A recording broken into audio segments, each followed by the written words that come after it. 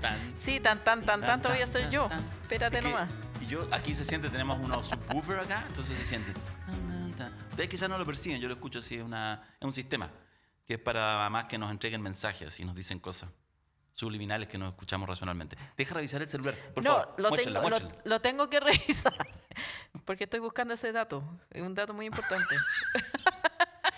Ya, yo pensé que iba a salir en algún minuto, pero si estás buscando el dato es porque estábamos hablando hace un rato atrás de qué cosas partimos hablando en estas intros que siempre deberían ser de 3 minutos y son de media hora.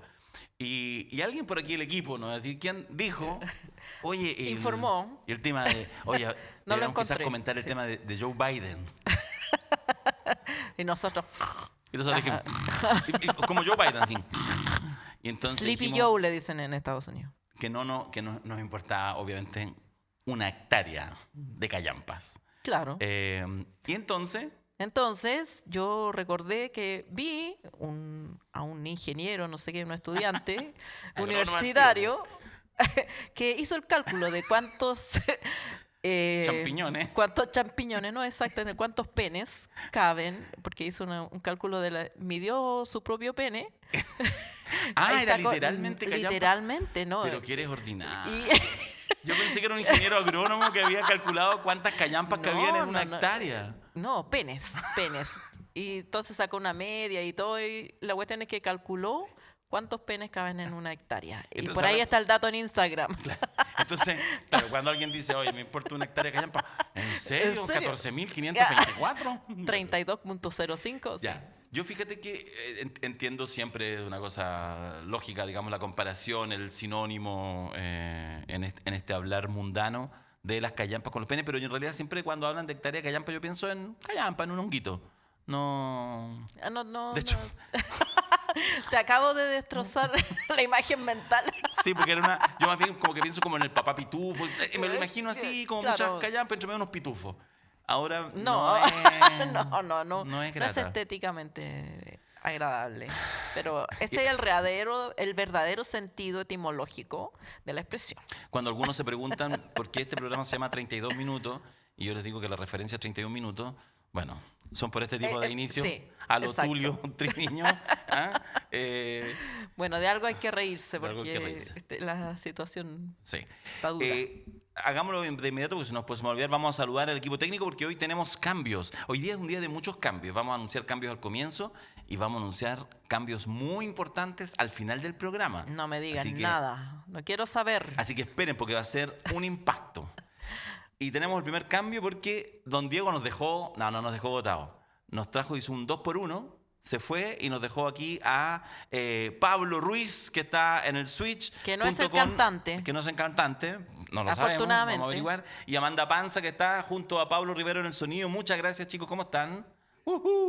Ahí saludando. Están ahí atentos a la jugada, ¿Dónde? ¿Cuál era el rec? Claro, cualquier problema de audio, imagen, ustedes ya saben a quién echarle la culpa. Sí, ese típico cuando está angustiado así, entonces pues borrar. Sí, ay no, ¿estás seguro? Sí, ay no, listo, cagaste. Sí, listo. Se borró. Bueno. O también puede ser que Diego pierda la pega, porque tú sabes que a veces el reemplazante sale mejor que el titular. No, claro, entonces de repente así, todos los pasos de cámara así con unos fundidos, no sé qué, y de repente es un plano aéreo. Sale todo magnífico, claro. De repente estoy hablando y sube el dron. Y cagó Diego.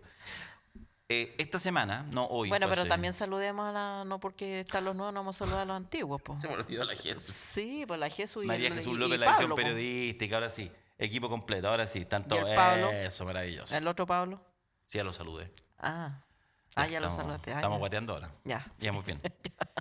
¿Por qué? Porque hoy, esta semana, fue hace 3-4 días atrás, cumplimos 2 años. Así es. Cumplimos. 2 años. 15 de mayo del 2023, se iniciaron las emisiones un día lunes. En mi tiempo, después de 2 años de pololeo, uno se casaba. Así. O te casáis o te separáis. Pero ya alargar el pololeo no. Entonces, quédense hasta el final del programa. Quédense hasta el final del programa porque quizás podemos resolver de inmediato esa incógnita. Se va a resolver de alguna manera o de otra. De la peor manera. De la peor manera. Ya, pero mantengamos la compostura mientras dure este programa. Sí. Y al final lo echamos a perder. Como siempre. Como siempre. Cumplimos 2 años, estamos contentos. ¿Cómo estás, Ale? Bien. Feliz con nuestro aniversario. Sí, sí. Sí. Pablito, don Pablo Rivero, que estaba el primer día, ¿cómo sufríamos los primeros días? con unos micrófonos terribles. Además que como hacíamos en vivo, entonces nos fallaba y internet. ese periodo de marcha blanca que hicimos, que fue todo desastre, y cuando partió el programa seguíamos en marcha blanca. Sí, pues. Sí, Pero hicimos unos días de marcha blanca que la gente no vio porque era claro. una marcha blanca así como privada, y después partimos y estábamos igual. Sí. Sí. Pero la gente desde el comienzo se enganchó mucho y eso se los agradecemos. Yo creo que han percibido que se hace con mucho cariño, mucho amor. Y nos escribían, no hay audio.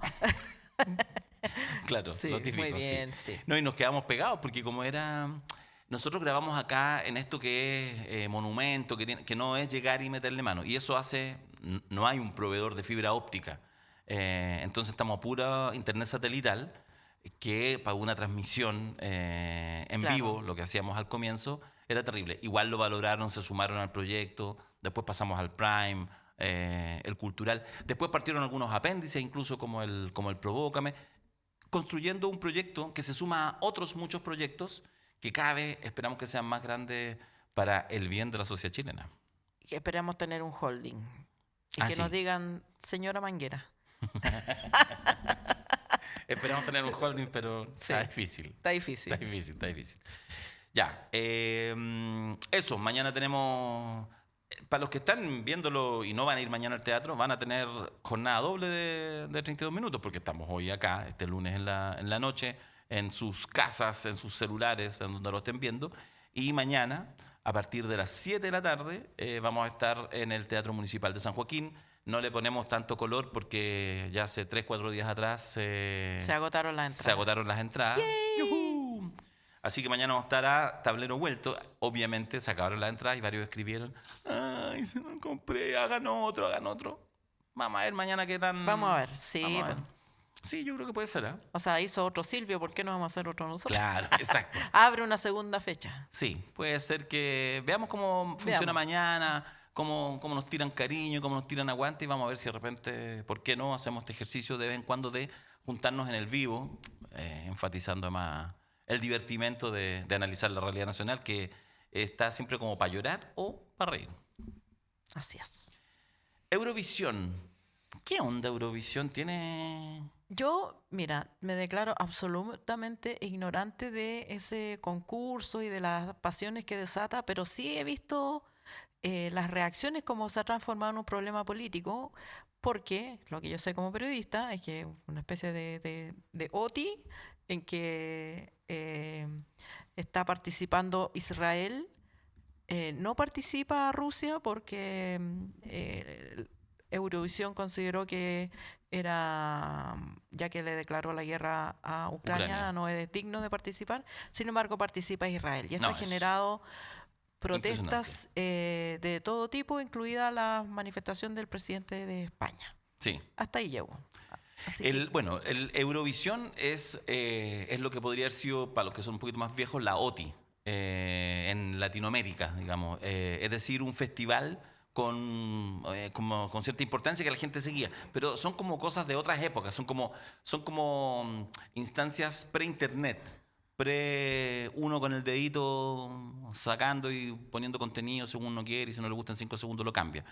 Esto es como de la familia sentada en ese sofá. Claro, esto es como de los 80. Con 4 canales. Exactamente. Y lo interesante es que Eurovisión ha logrado, insisto, un festival super boomer, pero que ha logrado mantenerse y ustedes genera pasiones. Genera muchas pasiones cada año, incluso solo por lo musical, ni siquiera estoy hablando de lo político. Lo genera y los países, y de hecho cuando uno revisa prensa extranjera te das cuenta la importancia porque se comen, o sea, si tú abres El País de España, por ejemplo, desde hace 3-4 días es la noticia principal. Claro. Pones un diario deportivo como Marca y lo mismo. Entonces se mete en muchos espacios porque es como un momento, yo creo, en que Europa como que ya, pues tenemos que ganar y es con votación popular y todo. Pero efectivamente la politización que ha habido a propósito de la exclusión de Rusia, como casi todas las cosas, está excluido, participa en el deporte sin su bandera, que es una cosa media rara si uno va a determinar una cosa como está en guerra, claro. Pero lo que lo vuelve realmente vergonzoso es que a esta altura del partido, ya el año pasado, pero a esta altura del partido, que Israel pueda participar y es con voto popular, pero súper manipulable. O sea, si le ponís lucas, porque puedes votar Claro. todas las veces que quieras pagando €1, ¿ya? Ya. Tienes 20 votos. Adivina dónde están las lucas. Sí, Claro. salió segundo. Sí. De hecho, menos mal que no salió primero, porque si no sería Sí, un... se pero- quema en la estación. Sí, pero hay una verdadera escandalera respecto a esta cosa así como la bandera flameando cuando la comunidad internacional está asqueada de, por ejemplo, los últimos días, Israel anunciando que ya anunció, dijo, vamos a quedarnos con todo Gaza. Claro. Entonces, Ya saquémonos las caretas, sí. ya dejemos de argumentar que esto es un acto de respuesta al ataque terrorista, no, en realidad estamos buscando a los líderes de Hamas, no, ya nos sacamos la careta, en realidad queremos anexarnos al territorio y o matar, aniquilar a las personas o expulsarlas completamente. Se sigue activando día a día el tema, digamos, del genocidio en marcha en Israel. Tendremos que ir viendo, como dicen, explota en cosas incluso aledañas, pero sigue siendo una sensación de profunda impotencia, yo creo, como de llamémoslo, de la comunidad internacional, de ustedes, de mí, de todos nosotros, respecto a lo que está pasando, así sin que en la práctica nadie pueda poner coto a la Sí. situación. Finalmente, Ale, tengo un tema que me interesa que lo pudierais, porque lo conversamos harto en estos días en nuestros WhatsApp, lo hablamos un rato, que fue la votación del viernes, jueves o viernes, no, del jueves, en la Cámara de Diputados y Diputadas, respecto a esta... Comisión investigadora del tema de la transexualidad Sí, y los apoyos del Estado. De los apoyos del Estado Sí. en tratamiento, etc. ¿Por qué no nos contáis primero, para poner contexto, pero un triunfo más para las ideas de la ultraderecha y probablemente, hago el spoiler, digamos, una señal de lo que se puede venir? Claro. Bueno, primero los partidos de ultraderecha intentaron detener un programa que existe, que se creó en el gobierno de Sebastián Piñera, para apoyo integral a las familias y niños y niñas transexuales. Acompañamiento a niños trans. Acompañamiento, que es básicamente un acompañamiento psicológico. Las terapias hormonales no se proveen en ese programa, sino que si es necesario terapia hormonal, la provee el médico, un pediatra especialista. Pero han apuntado a este programa de una manera obsesiva. Primero, como digo, fallaron le quitaron el presupuesto, de hecho, pero el Tribunal Constitucional lo repuso. Y ahora hicieron esta comisión investigadora donde no hay investigación, no hay acusaciones de malversación ni de corrupción. Es la simple existencia del programa lo que les molesta. Una comisión investigadora donde, por supuesto, tenían mayoría. Y en el que recomiendan, las conclusiones de este programa, es recomendar suspender este programa y prohibir cualquier no ayuda, sino que cualquier recurso del Estado que se utilice en la afirmación de género de las niñeces trans. Este proyecto fue aprobado por mayoría en la Cámara de Diputados con, por supuesto, todos los partidos de derecha. Alineaditos. Todos, derecha no y ultraderecha. Claro, Chile Vamos y los partidos de ultraderecha.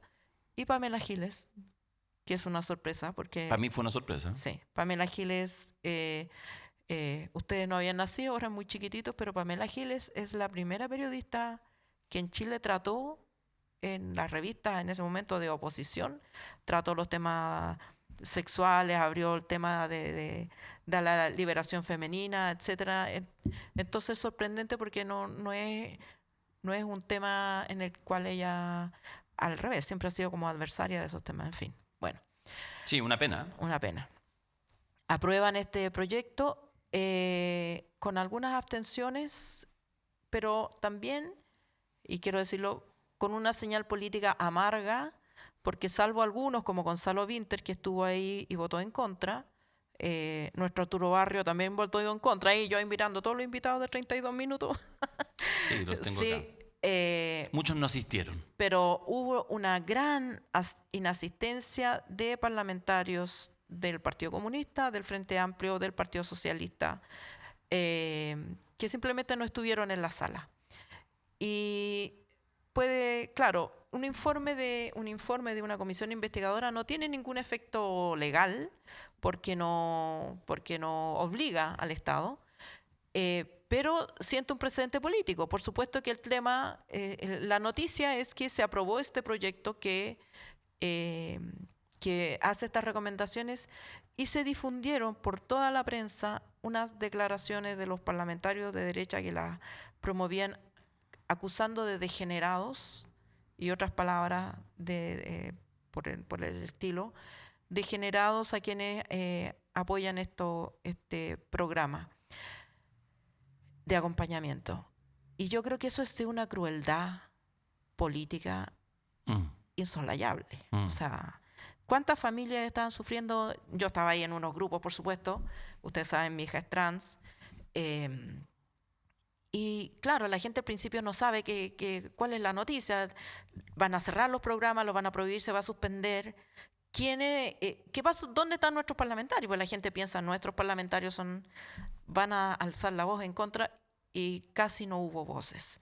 Entonces yo creo que es un momento político, o sea, desde el punto de la perspectiva política, se le deja a la derecha ganar este punto, y también adelanta qué va a pasar el próximo año si es que la derecha gana la derecha en el poder, que por supuesto estos programas van a estar los primeros en la línea porque por alguna razón a la ultraderecha mundial se le ha ocurrido que todos los males de la sociedad son causa de los inmigrantes y de las minorías trans.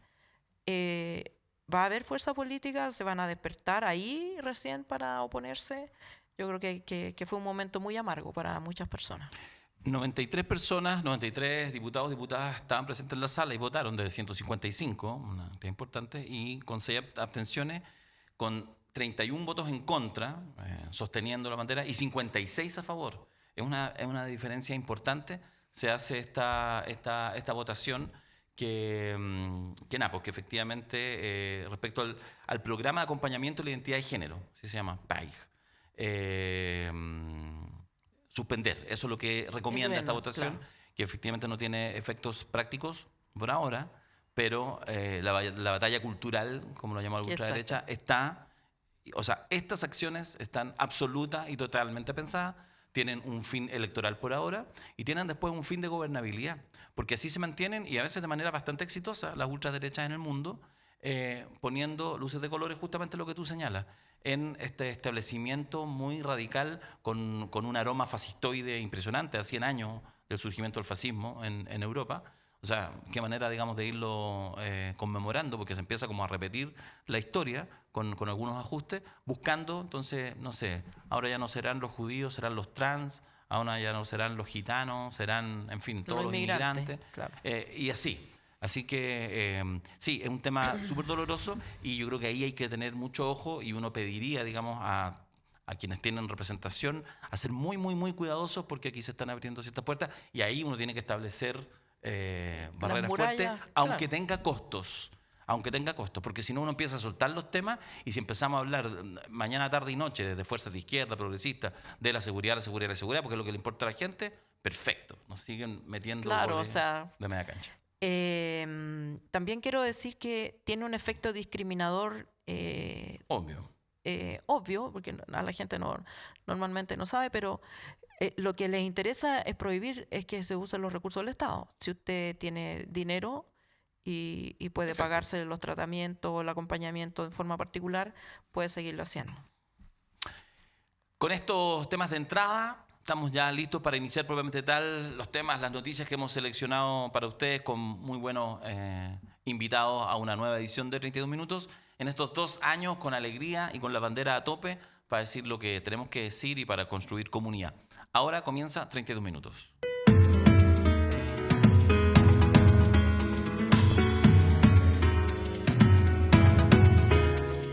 De vuelta en 32 minutos, vamos con los temas que interesan, que importan, que no les vamos a perder mirada, porque La ley de fraccionamiento pesquero, ¿qué pasa en la comisión mixta, Alejandra Matus?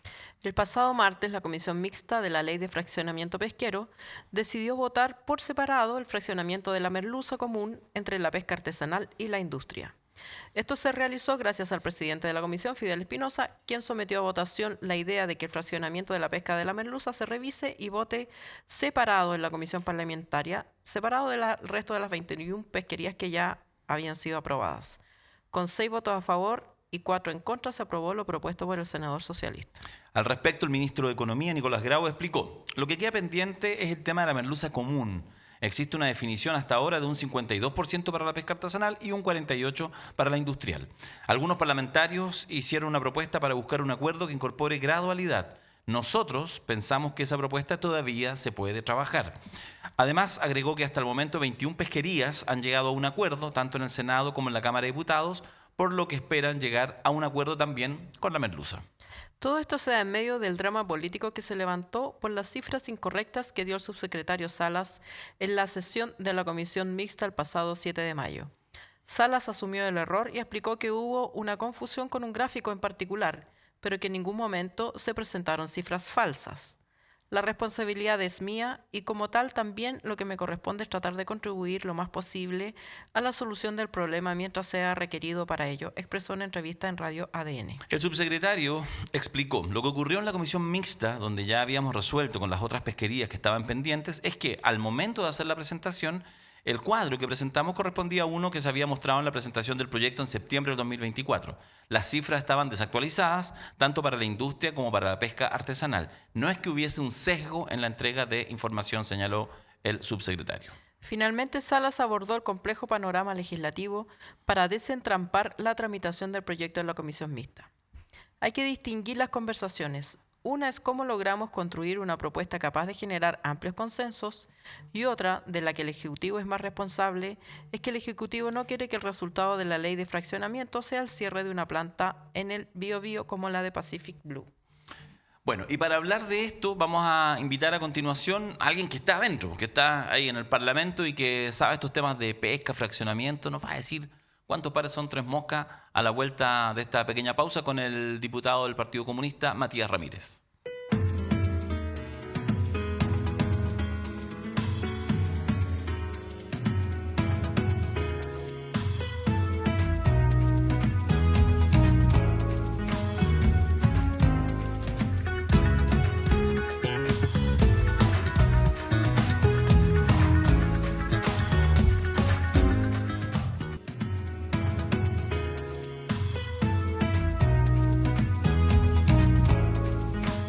Y tal como señalábamos, estamos con el diputado del distrito número 2, Tarapacá, toda la región Iquique y alrededores, Matías Ramírez. ¿Cómo estás, Matías? Muy bueno. Gracias por la invitación. Muy bien. Estamos con algo de frío. El clima acá está medio complejo. Sí. En comparación a Iquique, que siempre está Sí, soleado. en realidad, Sí, pues, claro. nos haría bien con 32 minutos una pasantía. Oye, En qué el norte. rico. Yo me voy al tiro a Iquique. Tú sabes que yo vivía en Iquique, así que Yo volver a mis tierras. estuve hace muy poco, hace, no sé, menos de un mes o por ahí, pero por trabajo, 1 día y medio, así, en un hotel frente a Cabancha, un regio hotel más encima, pero en un seminario, haciendo un taller y después directo al aeropuerto, así que fue casi como una cosa como... Sacarte pica. Como sacarme pica.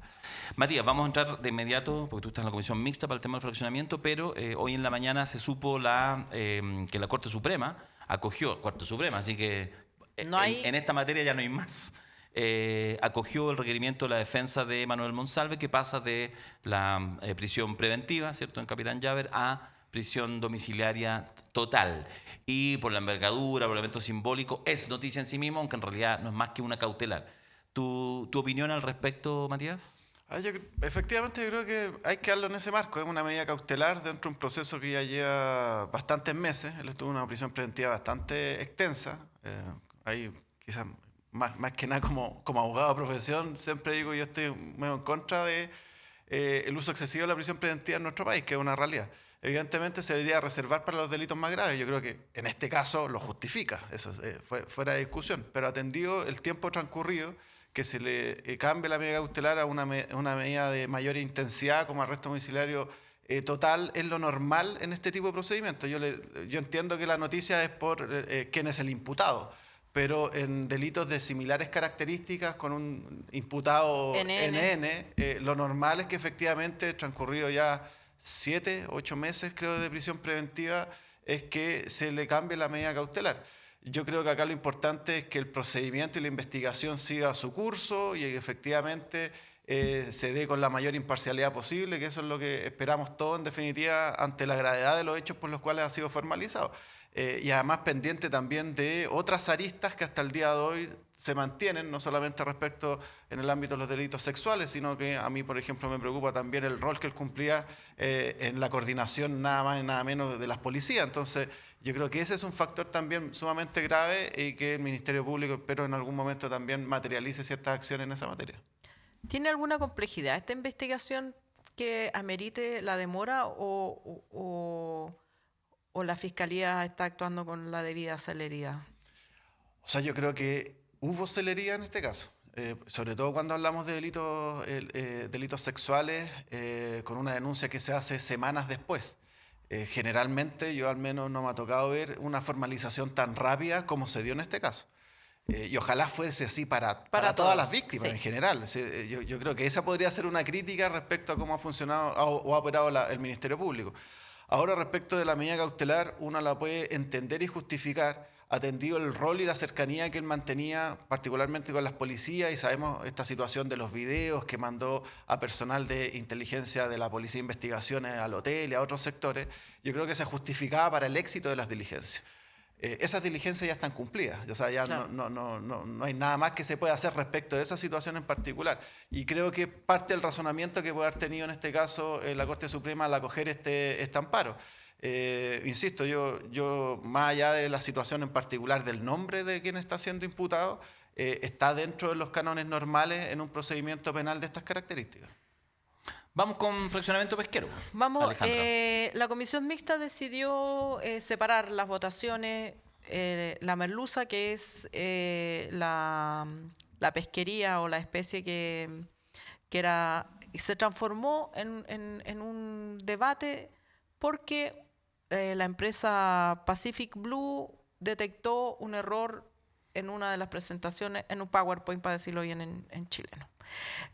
No es chileno. Y anunció que en enero de 2026 se iba. Que van a quebrar y que sí. Y a esto se sumaron, por supuesto, todas las presiones que querían volver a la ley Longueira. De hecho, uno de los parlamentarios involucrados en este debate plantea que si logran rechazar este artículo en particular, vuelve a quedar el de la ley Longueira. Entonces, muchas personas, por supuesto, que no tienen por qué saber cuán incidente o no incidente fue esa lámina y ese dato, pueden creer que esto es empate, ¿no? Que hubo aquí ley Longueira, corrupción, ley de fraccionamiento, una lámina equivocada, que equivalen a lo mismo. ¿Cómo ves tú el desarrollo de la ley? ¿Qué es lo que se puede esperar? Y si este traspié va a significar un retroceso en la especie merluza. Yo creo que la derecha ha tenido una posición negativa a todo cambio en la legislación pesquera desde que se ingresó la ley general. Hay que recordar que esto inicia con la discusión de la ley general que buscaba cambiar la ley Longueira, que hay que decirlo, tampoco una ley general que revolucione el sistema pesquero en nuestro país. Hay cambios que son sustantivos, efectivamente, y hay otros que se mantienen incluso de la propia ley Longueira, como el principios precautorios y el cuidado en general de la biomasa marina. Y desde el inicio hubo un rechazo y una estrategia, en este caso política, también de la industria, en orden a estar en contra de cualquier cambio que significara el sistema. En la Cámara de Diputados tuvo voceros que cumplieron ese rol a cabalidad, sin ir más lejos. Sergio Bobadilla, que es diputado por Bío Bío, sin asco, militante de la UDI, al igual que eran militantes de la UDI Martí Sassi y Jaime Orpi en la tramitación anterior de la ley Longueira. Él incluso ingresó 211 indicaciones que venían de copiadas de la industria. O sea, uno dice copy-paste, pero al final yo no tengo certeza, pero tampoco tengo duda de que efectivamente se las pasaron así y suscribe las indicaciones tal cual. Entonces, ese es el nivel de debate que hemos tenido lamentablemente, con una industria que a cada minuto amenaza cierre, que a cada minuto amenaza de que trabajadores y trabajadoras van a quedar sin empleo. Es más, en el diario financiero el día de hoy sale la ofensiva judicial que tienen varias empresas en torno a este fraccionamiento, no solamente respecto a la merluza. Por ejemplo, Camanchaca, que una de las Camanchaca y Corpesca son afectados, por ejemplo, en la zona norte con la anchoveta y la sardina española. Que el año 2012, recordemos, Jaime Orpi recibe una indicación de puño y letra de Francisco Mujica Ortúzar, que era el gerente general de Corpesca, con el fraccionamiento que ellos querían. Y que se aprobó, y que los benefició durante ya 13 años casi. Entonces ellos tienen una postura y una cultura que lamentablemente uno esperaría hubiese cambiado después de las condenas que tuvieron ambos parlamentarios con la ley Longueira, pero al final vemos que esas prácticas siguen ocurriendo. Entonces, respecto a la merluza común, primero, el dato de esa lámina que se le ha dado una relevancia enorme, en realidad la comisión mixta pasó totalmente desapercibido, no fue parte de la discusión. No incidió en los votos. No incidió en ningún voto porque inclusive habían posturas totalmente diversas. O sea, yo, por ejemplo, estaba en este caso apoyando una indicación del diputado Brito que buscaba en este caso el 57% a favor de la pesca artesanal. Nosotros en la Cámara de Diputados habíamos aprobado un 70% a favor de la pesca artesanal. O sea, los antecedentes técnicos tuvieron a la vista en todo momento y mucho rato. ¿Por qué? O sea, a diferencia de lo que se dio con el fraccionamiento anterior fue una reunión que tuvo Pablo Longueira en el Ministerio de Economía con todos los empresarios industriales, se acordó ese fraccionamiento y se llevó como paquete a la Cámara y se aprobó con un par de modificaciones, pero siempre modificaciones a favor de la industria. Entonces, a diferencia de ahora, que fue una discusión que dimos, yo soy miembro de la Comisión de Pesca también de la Cámara de Diputados, recorrimos desde Iquique hasta Aysén en audiencia, escuchando a pescadores artesanales, industriales, trabajadores. O sea, los elementos para dar la discusión estaban.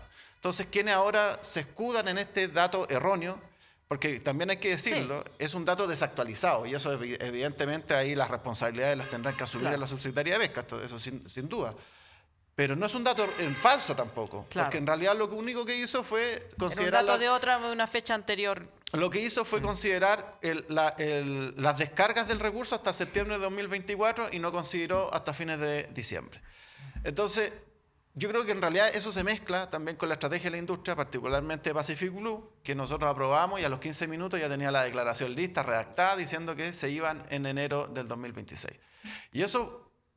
¿por qué? Porque así están ejerciendo presión y lo está haciendo la industria. Ahora, por eso uno ve en la mañana el diario financiero y uno dice, se están organizando ya toda la industria con una ofensiva judicial, pero además, en este caso, con estas amenazas de cierre, que lo único que buscan es mantener su posición. Yo creo que hay varios nostálgicos de mantener, en este caso, el fraccionamiento, no solamente la merluza, pero eso quedó en disputa, de lo que se conoce como la ley Longueira, donde evidentemente se beneficia a la industria y donde la pesca artesanal se ve muy diezmada en su trabajo. Entonces, ahí uno lamenta, por ejemplo, la postura de Fidel Espinosa, del Partido Socialista, que puso sobre la mesa incluso votar el informe de manera separada. Y eso ya es brutal. Eso es brutal porque al final das una salida para decir ya aprobemos las 21 pesquerías en las que hay acuerdo y esta la dejamos caer para dejar a la industria tranquila. Esa es la señal que se da y eso yo creo que es lamentable y ahí hubo, desde la UDI con Bobadilla hasta Espinosa, hubo un acuerdo transversal que lamentablemente nosotros no tuvimos los votos para dejar sin efecto esa decisión. Ahora, ¿qué se viene? ¿Cuáles son los pasos siguientes? ¿Y cuáles son las expectativas de plazo? Porque yo recuerdo que en los intentos optimistas estaba que esto saliera luego porque tiene efecto inmediato, tiene efecto en la pesca de este año. ¿Qué va a pasar en términos de tiempo, plazo y de la posibilidad de qué va a pasar con la merluza? Hasta el momento ya está fijada una sesión de la comisión mixta para el 2 de junio. ¿Ya?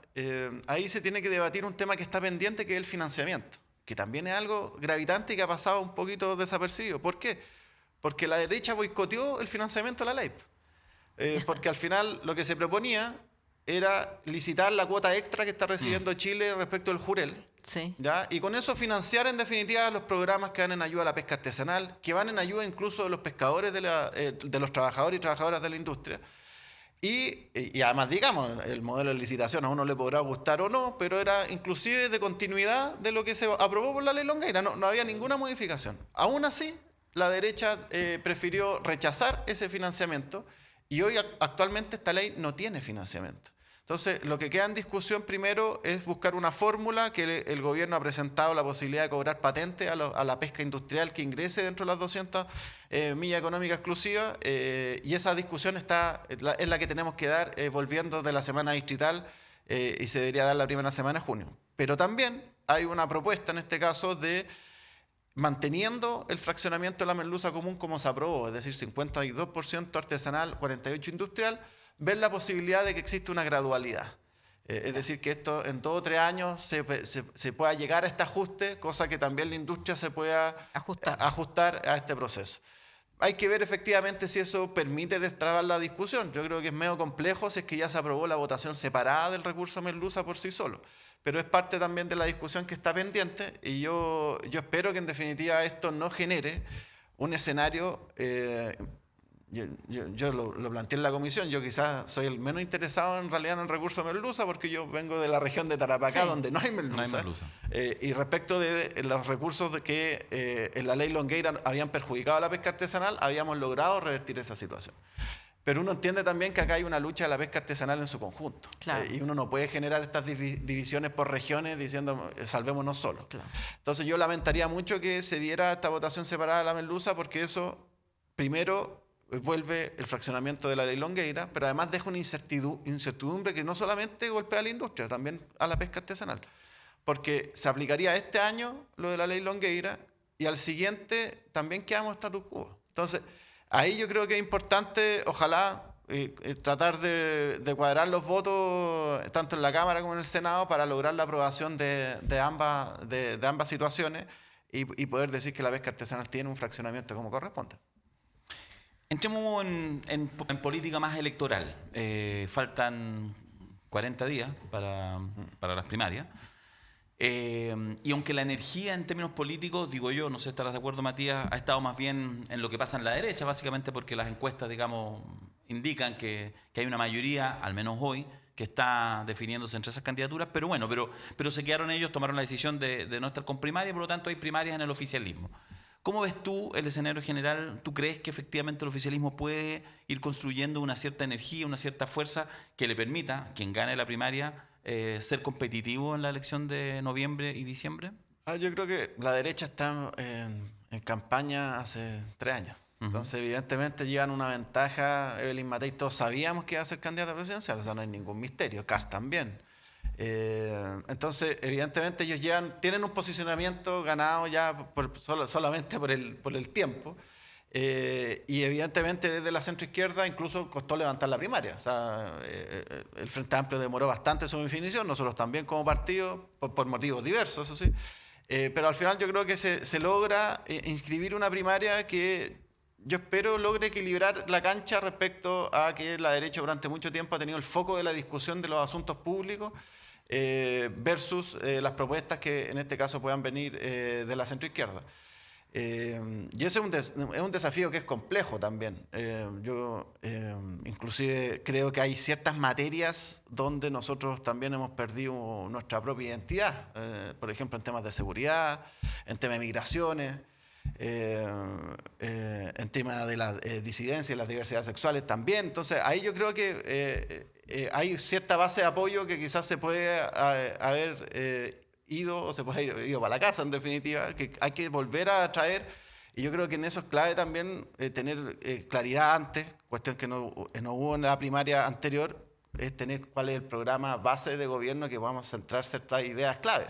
Hay que recordar que en la elección pasada el socialismo democrático corrió solo, ya y se sumó al final a la segunda vuelta y se suma al gobierno sin siquiera reconocer ni el programa, o sea, se suma nomás, así como yo te vengo a salvar la estantería y se ingresa al gobierno.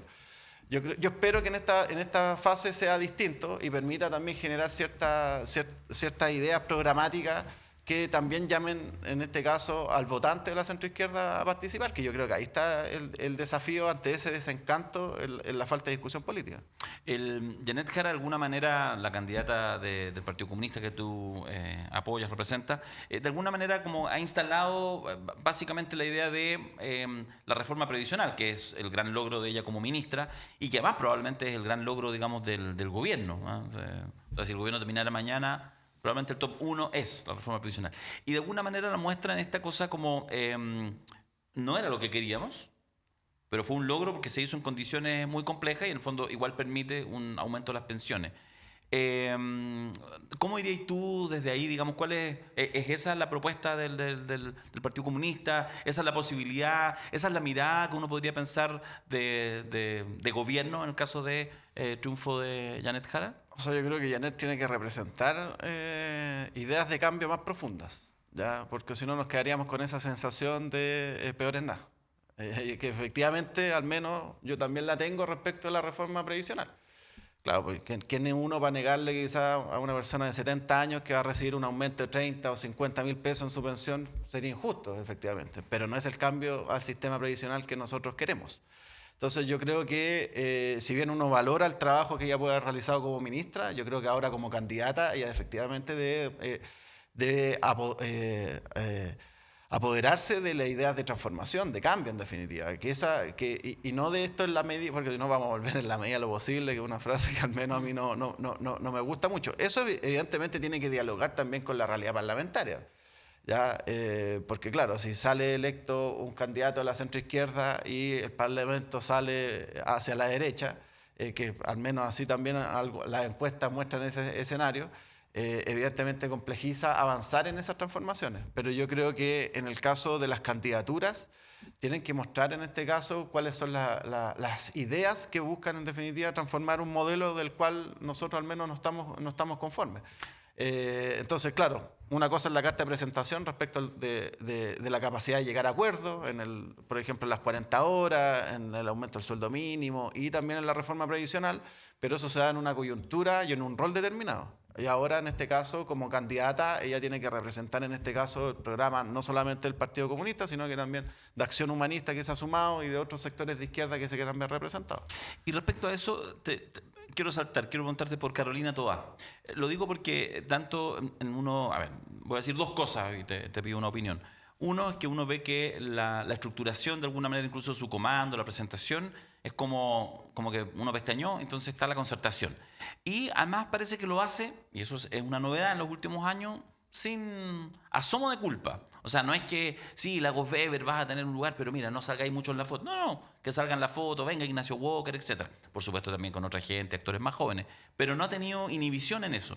Y eso asociado también, gente del entorno de su campaña, lo que pasó con Girardi hace una semana atrás, de ir planteando permanentemente que la gobernabilidad son solo ellos. Y dejando muy claro que ni el Frente Amplio ni el Partido Comunista, sus candidatos, Vinter y Jara, de alguna manera ofrecen la gobernabilidad. ¿Qué te pasa con esa idea? Es que, claro, yo creo que efectivamente si uno piensa hace 6 años atrás era improbable tener esa imagen, porque venía una crítica al aumento respecto a lo que habían sido los 30 años de la concertación. Crítica que yo mantengo y sostengo. Esa cuestión no quita efectivamente que ellos ahora dado que también se levanta una extrema derecha que inclusive ya es muy lejana a la UDI y RN, inclusive en sus planteamientos, claro, vuelve a ser sensato quizás un proyecto de unidad como la concertación. Pero yo creo que en este caso yo sostengo, tal como lo plantea el Partido Comunista, de buscar una unidad amplia en la centroizquierda. Yo creo que en este caso porque nosotros también podríamos ser muy duros respecto a los 30 años y ellos podrían decir, ellos representan un extremo de la izquierda.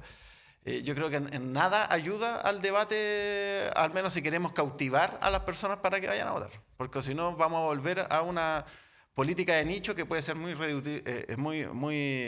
que puede favorecer en este caso una postura en particular, pero al final, cuando vemos el resultado en su conjunto y vemos, no sé, cómo se reestructura el Parlamento, nos damos cuenta que no sirvió de nada. Claro, uno puede atrincherarse en los 8, 10, 12 parlamentarios que puede sacar y decir, sacamos cuentas alegres, y se acaba. Pero sabemos que con 10 o 12 parlamentarios no se logra ni una reforma tributaria en este gobierno, una reforma de pensiones ahí en la medida de lo posible. Entonces yo creo que si bien uno entiende que ante un posicionamiento de una ultraderecha muy, muy compleja, vuelven estos viejos estandartes a mostrarse nuevamente, pero yo pondría paños fríos en aquella crítica. Por ejemplo, lo de Girardi me parece más una pasada de cuenta a lo que él fue vapuleado durante mucho tiempo y darse un gustito casi personal atacando. Pero yo prefiero poner paños fríos porque creo que hay cosas en juego mucho más complejas. O sea, para mí, efectivamente, es mucho más complejo ver un escenario donde pueda ganar Kaiser o pueda ganar Kast, no para uno, sino para la población y lo que representa. O sea, ya olvidémonos de empezar a discutir derechos sociales. Están hablando de mantener la salud, la educación. Lo vimos hace un par de días, por ejemplo, con los informes de las comisiones investigadoras que se estaban votando en la Cámara. Ya no vamos a hablar de derechos sexuales y reproductivos, no vamos a hablar de disidencia, no vamos a hablar de educación pública. Rechazaron incluso informes que hablaban de fortalecer la educación pública. Entonces, yo creo que el enemigo en esto es mucho más complejo y creo que en esto, más allá de la cuña que pueda dar un gran titular y que te pueda dar una gran cobertura, yo espero que desde la centroizquierda haya un poquito más de sensatez. Matías, hablábamos aquí hace un rato sobre precisamente el informe de la Comisión Investigadora por las políticas públicas de afirmación de género. Y por la votación da la impresión de que gran parte de la izquierda, no sé si tú votaste, pero Voto. Votaste ya. Gran parte de la izquierda se ausentó de la votación. Entonces uno puede decir, sí, vienen en la batalla cultural, pero ¿qué le pasa a la izquierda que, me imagino que se habrán ausentado por campaña, lo consideran un poco relevante, no sé, pero ¿existe algún complejo de woke, están asumiendo que aparecer siempre en estas políticas se auto-atribuyen el concepto de políticas woke y abandonan esas banderas que ha levantado históricamente la izquierda o la centroizquierda? Yo creo que hay un temor. Yo creo que efectivamente hay un temor de cómo la derecha maneja las redes sociales y maneja en este caso el tándem de la discusión.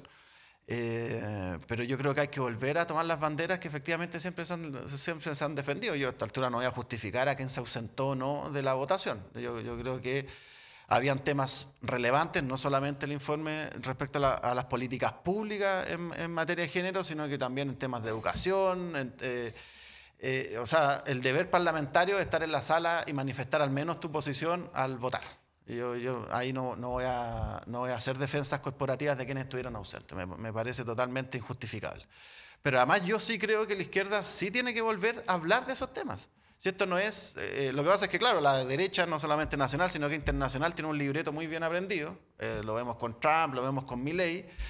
Pero en vez de levantarse la izquierda a disputar y defender aquello, me da esa sensación de como que efectivamente sienten un golpe que no logran dimensionar y en eso van perdiendo espacio. Entonces, claro, uno podrá decir, quizá algún parlamentario puede haber dicho, no, quizá un informe más, un informe menos, da lo mismo, no voy ese día. Pero claro, cuando uno ve los resultados en la prensa, fue tema durante todo el fin de semana. Y eso, que la posición que se muestre en los distintos medios de comunicación sea la opinión de la derecha respecto a esta materia, es porque estamos perdiendo una batalla. Y pasa lo mismo, por ejemplo, en migraciones. O sea, durante años defendimos el derecho a migrar, ¿ya? Y ahora estamos hablando hasta prohibir que eventualmente un migrante pueda votar en nuestras elecciones. O sea, o que no tenga salud, o que no tenga educación. Y eso viene también a veces de sectores de centro izquierda. Entonces, yo creo que en esto no nos podemos perder. No nos podemos perder porque al final sí la discusión, el cerco lo va corriendo la derecha cada vez más hacia ese extremo. También se diluye quiénes son de izquierda o de centro. ¿Qué sentido tiene la política, la existencia de un sector de izquierda? Es que es el tema. Entonces yo creo que sí hay gente, más allá de lo coyuntural. A mí me pasa mucho. En Tarapacá hemos sido golpeados por la situación migratoria. O sea, evidentemente Tarapacá, quizás Colchane no lo conocía el mundo hasta 4 o 5 años atrás cuando empezó la ola migratoria.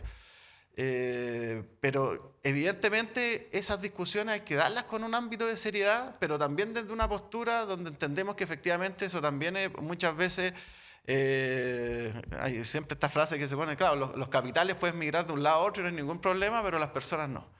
Entonces yo creo que efectivamente tenemos que dar esa discusión desde la izquierda y mantener y sostener esa posición.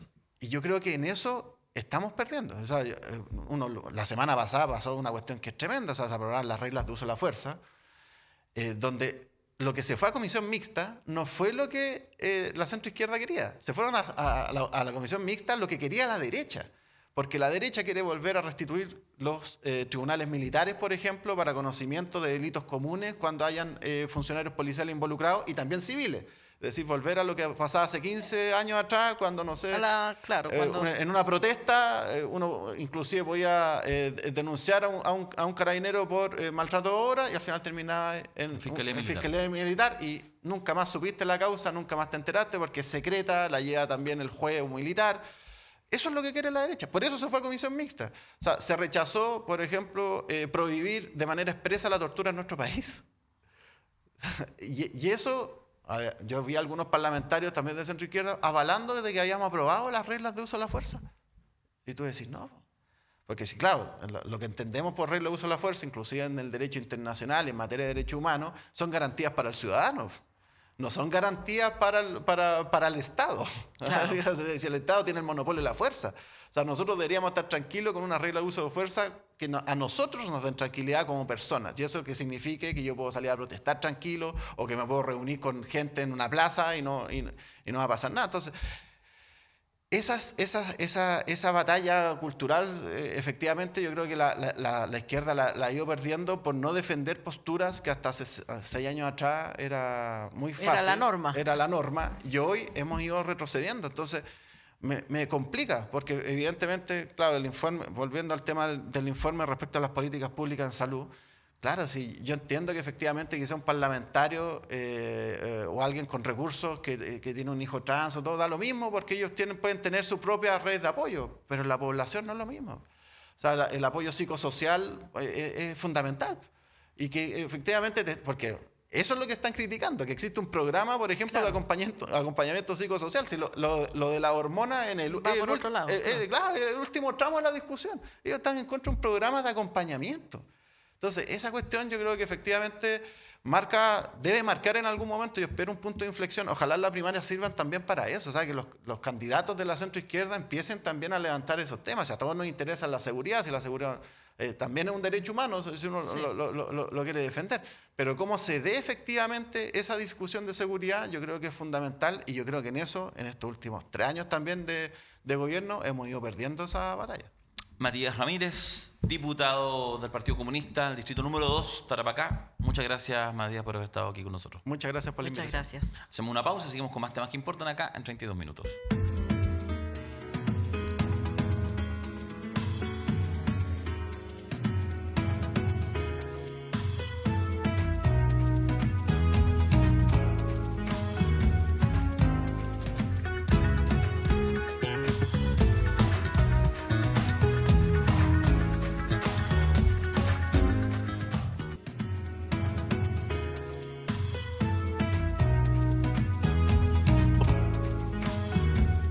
Volvemos con política pura y dura, que sabemos que a usted le gusta. A 40 días de la primaria, las definiciones del oficialismo ante las elecciones del próximo 29 de junio. Alejandra.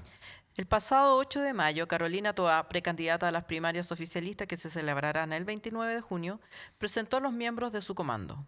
Dentro de los nombres se encuentran Pía Mundaca, exdirectora ejecutiva de Espacio Público y ex jefa de gabinete del Ministerio del Interior. Claudio Castro, alcalde de Renca, Ricardo Lagos Weber, vicepresidente del Senado, y Ana Lía Uriarte, exministra secretaria general de la Presidencia de la administración de Gabriel Boric. La candidata al socialismo democrático del PPD se ha referido anteriormente a las similitudes que existen entre su elenco y el de sus ex concertacionistas. Hay muchos desafíos, por lo mismo no sería un buen mensaje si dijéramos vamos a hacer mera continuidad o vamos a repetir cosas que ya se hicieron. No venimos a repetir ninguna receta, no venimos a continuar ningún camino, pero somos parte de la historia de la cual tenemos un gran orgullo y creemos que ha sido una historia buena para Chile. En tanto, el candidato del Frente Amplio, Gonzalo Vinter, se ha visto obligado a responder por el caso Procultura y los vínculos de algunos ex militantes de su partido con la investigación judicial. El candidato se refirió al tema a la salida de una actividad donde se le vio acompañado de su coordinadora nacional de campaña, Beatriz Sánchez, en la que aseguró que no tiene ninguna relación con el caso. El candidato se ha desmarcado de la directiva del partido desde que se publicó el comunicado donde acusaban de espionaje al fiscal Cooper, ya que no está de acuerdo en cómo se utilizó el término. Según la estrategia del comando, Vinter solo responderá al respecto del caso cuando la prensa pregunte y no realizará un hito propio para hablar de Procultura. La ex ministra del Trabajo y actual candidata presidencial del Partido Comunista y Acción Humanista, Janet Jara, abordó su historia personal en su trayectoria política en una reciente entrevista con La Tercera. Además, contó cómo la mayoría de los políticos vienen del mismo origen académico. Los políticos en Chile vienen casi todos de las mismas 2 universidades, estudian casi todos en los mismos colegios, señaló, haciendo alusión a la Universidad de Chile y a la Pontificia Universidad Católica. Además, Jara también hizo una crítica al distanciamiento de algunos sectores políticos respecto a la vida cotidiana de la mayoría de los chilenos. Hay gente que tiene una realidad muy distinta de la gran mayoría. Por eso les cuesta entender cómo viven, no la conocen. Y es complejo tener un grupo político tan alejado de lo cotidiano. Además, Janet Jara se refirió a las intencionalidades de generar cuestionamientos a la vocación democrática que yo como comunista podría tener. Por ejemplo, el ex senador Guido Girardi dijo que el Partido Comunista no representa un proyecto de futuro en ninguna parte del mundo, representa un proyecto del pasado, pero que mantiene ciertas legitimidades, valores que lo hacen todavía valioso para algunas personas. Janet Jara respondió diciendo que personeros del antiguo PPD están reflotando el anticomunismo. ¿Y por qué se levanta el tema del anticomunismo? Yo creo que por conveniencia electoral, porque he visto harto personaje, hace años que no lo escuchaba, analistas del antiguo PPD hablando mal del comunismo, incluso del Frente Amplio, dijo la candidata del PC. El candidato del Frente Regionalista Verde Social, en tanto, Jaime Mulet, retrucó el énfasis de Jara respecto de su origen popular. De alguna manera, invisibiliza la historia del resto. Yo no vengo de un sector popular, pero vengo de una clase media esforzada, de regiones, que he tenido que forjar mi vida política con mucho esfuerzo. Tratar de poner en duda al resto no es que me haya molestado, sino que es que aquí se hace presente y valorizar mi situación y la de cualquier otro, dijo en 32 minutos. No obstante, reiteró su compromiso de apoyar a Jara o a cualquier otro que gane en las primarias, porque ese es el compromiso de las colectividades que participan. Ya, ahí está, se empieza a mover, empiezan ya a ver los primeros tocadas de oreja, pequeños charchazos, etc. Así que vamos directamente a invitar a nuestra próxima candidata, que es alguien muy relevante para poder hablar de primarias, porque se trata ni más ni menos que de, en la práctica, la jefa de campaña del candidato del Frente Amplio, Gonzalo Vinter, la diputada Gael Jomans. Así que hacemos una breve pausa para que pase Gael y conversemos de cómo está la campaña de Vinter y cómo ve el tema de las primarias, porque ya, como decimos, se empieza a acalorar el asunto. Pausa y volvemos. Inconfondibile. Indimenticabile.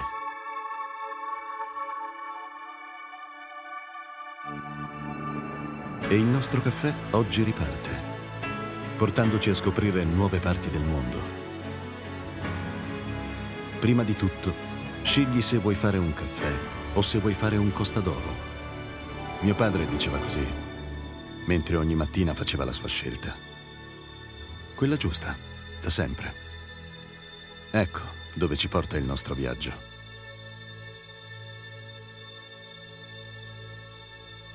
Esattamente dove abbiamo sempre voluto essere. Sulle labbra di chi ama il caffè. Dice Alejandra Matus que tuvo un lapsus y que la presenté como candidata, cuando en realidad es la jefa del candidato. Yo no sé ya cuántos títulos nobiliarios tienes sobre tu cabeza, pero eres diputada, lo sabemos, hace 2 periodos, Gael, pero está ya más de jefa de la campaña de Gonzalo Vinter, que me parece quizás que en este minuto, en estas próximas semanas, es quizás lo más importante. ¿Cómo estás? Bienvenida, Gael. Bien, muchas gracias por la invitación. Sí, o sea, ocupa gran parte de mi jornada diaria. Sigo siendo diputada, así que también voy al Congreso, pero de todas formas estamos bien desplegados. De hecho, tuvimos un fin de semana bien activo. El candidato estuvo en la región de Biobío. Beatriz Sánchez, que es una de nuestros liderazgos también bien importante dentro de la campaña, estuvo en la región del Maule. Y nosotros con Tomás Bodanovich estuvimos acá en la metropolitana haciendo una actividad con voluntarias y voluntarios. Así que sí, ha sido bien, con harta actividad, con harta agenda. ¿Eres de las personas que les gustan las campañas o que así como, mátenme? Ya. Fuertes declaraciones. Digan la verdad. Di la verdad, Rosa. Digan la Ya, verdad, Rosa. tengo como dos. Lo que pasa es que las campañas son entretenidas, y eso es verdad. Es como que, pero uno Pero es que hay se pone como personalidades para las dos cosas. Sí. No, y es que a uno le da como ese bichito Sí, de sí. estar, pero el cuerpo igual lo resiente. Pues, está así como, ay, estos días medio frío, Sí. está como. Bueno, pero sí, o sea, son entretenidas, pero igual hay desgaste. Bajen la edad de votación para que tengan más gente entusiasmada. Más gente ahí activa. Gal, te quería preguntar primero que nada por la resolución judicial en el caso Procultura. Sabemos que es un caso que está en investigación y va a continuar en investigación en la justicia. Pero a raíz de la grabación y publicación de unas conversaciones personales de Josefina Uneus, que no eran imputadas ni testigos en ese minuto, en el caso se presentó un recurso de amparo que fue acogido. Ya vamos a hablar de recurso de amparo, pero el Frente Amplio sacó una declaración diciendo que estas prácticas constituían espionaje político. Todos salieron a pegarle o a separarse de la declaración. Sin embargo, el fallo judicial que acoge el recurso de amparo reprocha la ilegalidad de la grabación, pero no solamente eso, sino que dice que la práctica del fiscal Cooper ha validado actuaciones policiales propias de tiempos pretéritos de la República, donde las garantías fundamentales de los ciudadanos eran vulneradas por agentes del propio Estado, es decir, espionaje político. Después de los tiras y aflojas y todo, ¿cuál es tu posición de hoy, día lunes, sobre este tema? Sí, o sea, bueno, primero respecto a la gravedad de lo que se constata en el fallo, ¿cierto? Y que también genera una preocupación por la acción que tuvo, en este caso, el Ministerio Público, con filtraciones y con una acción de investigación que no estaban dentro del marco de la ley según el mismo fallo. Entonces, y eso obviamente es preocupante porque la gravedad del caso también ha dado lugar a cuestionamiento respecto al uso de recursos públicos, y eso, y ojo acá, yo creo que tiene que hacerse cargo y resulta ser responsable, tiene que en el fondo enfrentar la justicia con todo lo que eso corresponda. Pero en este caso se ha hecho, ¿cierto?, una interpelación como si el caso Procultura fuera igual al Frente Amplio, y eso no es así. Entonces, no hay un vínculo político, no hay un vínculo institucional, pero hemos tenido, ¿cierto?, que estar defendiéndonos, ¿cierto?, como si estuviéramos siendo citados frente a la justicia, cosa que no es así. Entonces, yo creo que es importante, en primer lugar, que se realice una investigación a fondo, que el caiga quien caiga resulte ser así, pero no viene al lugar ni al caso el hacer un juicio político al Frente Amplio, porque eso no tiene ningún tipo de asidero ni fundamento. Entonces, en ese sentido es que me parece también, al alero de lo que dice la Corte de Apelaciones, que la investigación se haga bien y se haga dentro del marco de la ley. Y en ese sentido la Fiscalía, bueno, ha quedado en este caso en entredicho, y por lo mismo la definición que toma el fiscal nacional de la remoción de Cooper.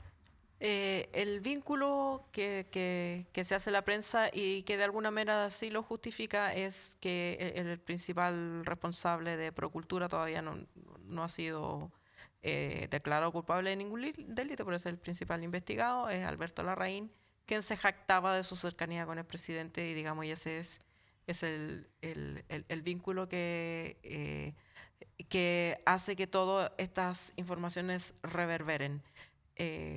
¿Cuál es tu opinión sobre Alberto Larraín y su militancia o no militancia en el sector? O sea, primero, él no es militante del Frente Amplio, eso descartado. No hay un vínculo institucional como partido con él. En lo personal, ni siquiera lo conozco y habiendo sido presidenta de Convergencia Social en su momento. Por lo pronto tampoco tiene ningún tipo de vínculo con mi candidato presidencial, con Gonzalo Winter, independiente de algún tipo de conocimiento o relación que haya tenido con algunas personas del Frente Amplio. Creo que eso no tiene que ver, ¿cierto?, con el partido como tal, con la visión política. De hecho, el mismo Larraín ha señalado en más de una oportunidad que no siente cercanía con nuestro partido, así que no viene al caso el hacerse cargo. Lo que sí creo que es también importante decir en el marco de la investigación, que los fondos que están siendo investigados sobre todo vienen de las gobernaciones regionales, tanto de la región metropolitana como de la región del Biobío, y el posible uso, ¿cierto?, o mal uso de esos recursos fiscales por parte de Procultura. Entonces, eso es lo que debe ser investigado a fondo, y de ahí tienen que sacarse las responsabilidades tanto de quienes tuvieron algún cargo dentro de la institucionalidad pública como del mismo Procultura, y en este caso también en lo pronto con lo que le corresponde a Larraín. ¿Van tras el presidente? A ver, mira, yo en esto respecto a la vinculación, y sobre todo teniendo en antecedente lo que se ha conocido con las interceptaciones telefónicas, ¿cierto?, de UNEUS con el presidente de la República, que fueron totalmente ilegales. O sea, eso no debiéramos haberlo ni siquiera conocido, menos aún, ¿cierto?, desde una filtración. Por lo tanto, yo lo que espero primero es que el filtrador tenga responsabilidad y tenga sanción. Y en segundo lugar, que se haga una investigación acorde a lo que debiera estar y debiera ser objeto de investigación, ¿cierto? Que es si se usaron o no mal los recursos públicos. No tiene nada que ver, ¿cierto?, la relación y vínculo con el presidente de la República. Y entrando un poco en materia, pero ligándolo en materia electoral, lo voy a decir así. Janet Jara, en cualquier foro que se pare, en cualquier entrevista así como de los medios tradicionales, le van a preguntar por Cuba. Es como ya un chiste, Claro. así como, hola, Cuba. A Gonzalo, en cualquier caso paren, le van a preguntar por Procultura. ¿Cómo se hace, usted que es la jefa de campaña, para salir de ese lugar? Porque puede ser un lugar bien incómodo y seguramente hay intencionalidad que eso suceda para tratar de manchar, digamos, al candidato con Procultura y con el caso Fundación en su genérico, que efectivamente es un tema complicado por el Frente Amplio.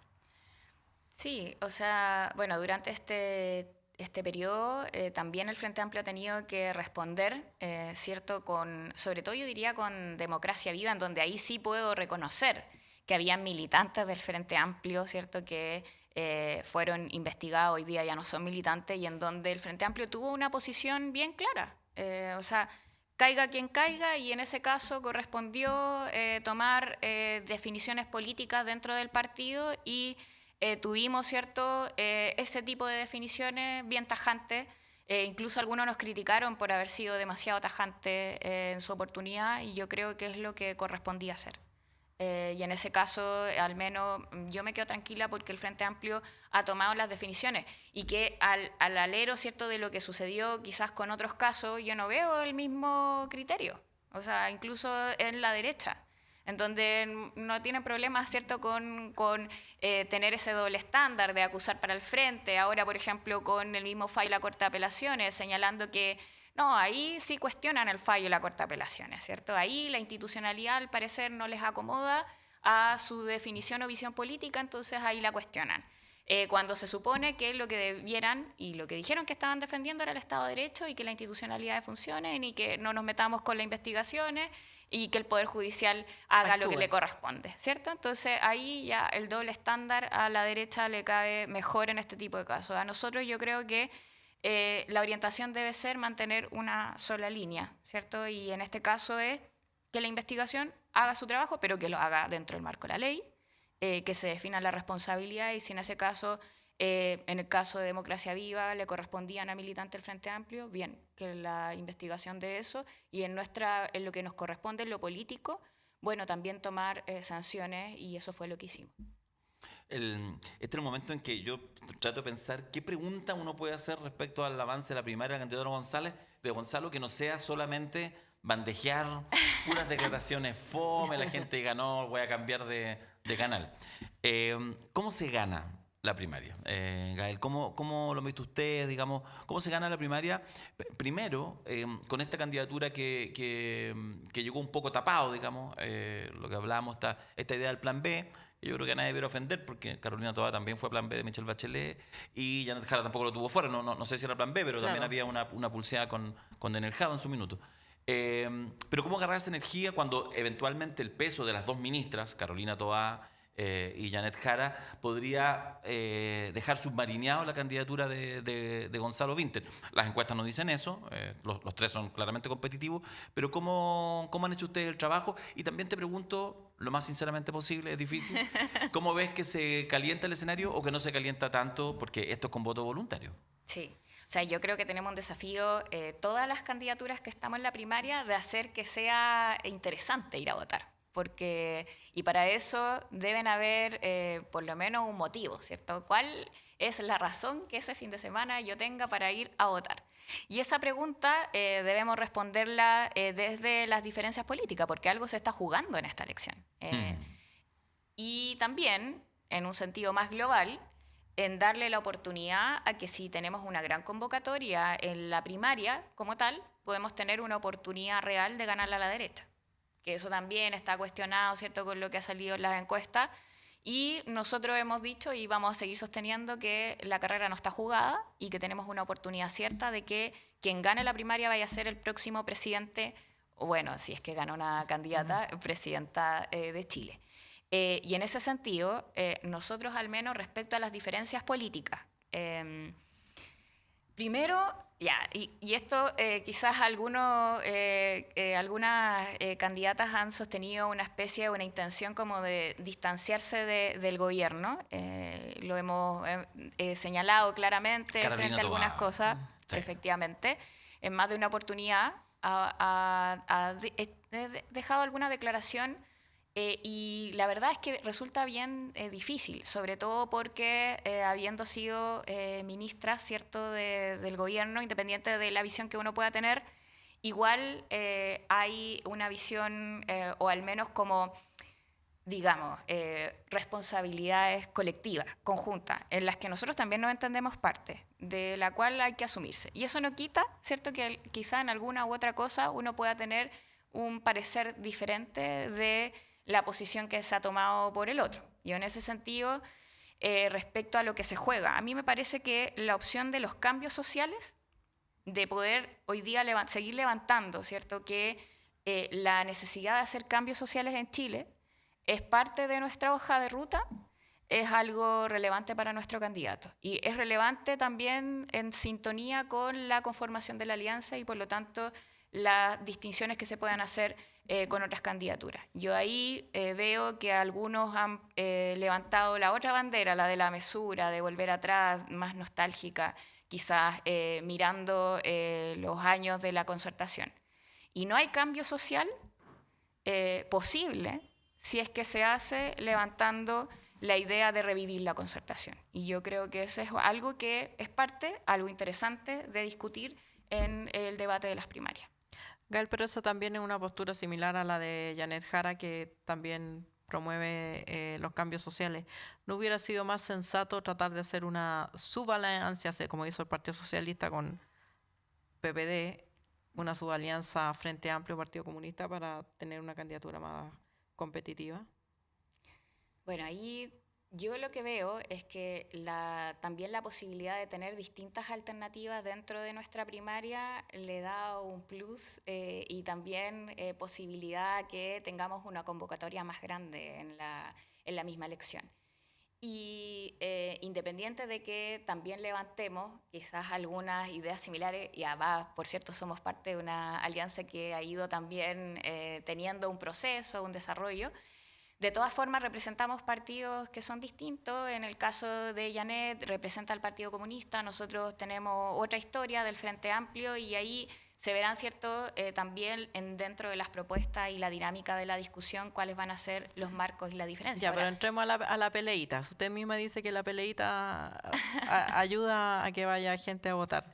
¿Cuál sería la diferencia entre el Frente Amplio y el Partido Comunista?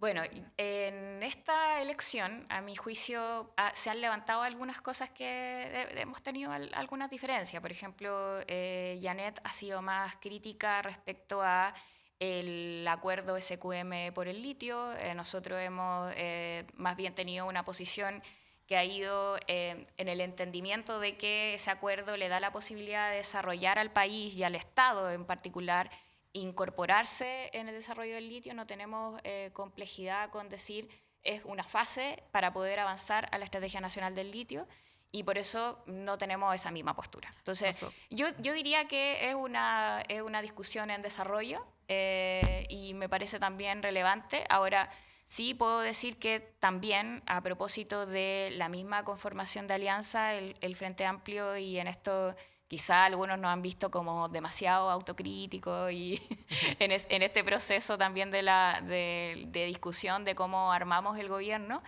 pero yo creo que tenemos la capacidad de generar alianzas amplias, de poder incorporar al otro, de distinguir cuando hay diferencias, pero encontrarnos en un punto de unidad, que en la unidad encontramos también la posibilidad de construir fuerza.